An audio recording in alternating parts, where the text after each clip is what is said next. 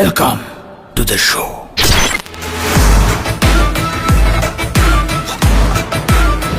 বরবাদের রেশ এখনো কাটেনি।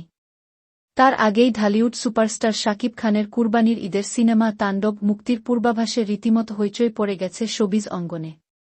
বর্তমান সময় হিট নির্মাতা রায়হান রাফি পরিচালিত তাণ্ডব ঘিরে বেশ আগে থেকেই দর্শক উন্মাদনা তুঙ্গে ছিল। এবার সেই উন্মাদনাকে বহুগুণ বাড়িয়ে দিল সিনেমাটি টিজার প্রকাশের পর।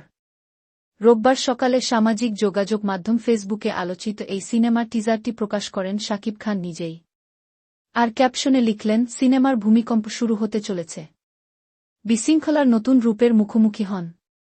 এখানে রয়েছে বহু প্রতীক্ষিত তাণ্ডবের পূর্বাভাস। টিজারে দেখা যায়, মুখোশ পরা একদল মানুষ একটি ভবনে প্রবেশ করে সবাইকে জিম্মি করে। ধারণা করা যাচ্ছে সেটি একটি টেলিভিশন চ্যানেল, যেখানে প্রবেশ করে তারা সবাইকে জিম্মি করে ফেলে। এরপর আইনশৃঙ্খলা বাহিনীর সঙ্গে মুখোমুখি লড়াইও দেখা যায় সেই মুখোশধারী গ্যাংয়ের। ব্যাকগ্রাউন্ডে একটি কণ্ঠে দেশবাসীর প্রতি এক বার্তা ভেসে আসে, যেখানে বলা হয় তাণ্ডব আসছে। সেই সঙ্গে সবাইকে ঘরে অবস্থান করার অনুরোধ করা হয়।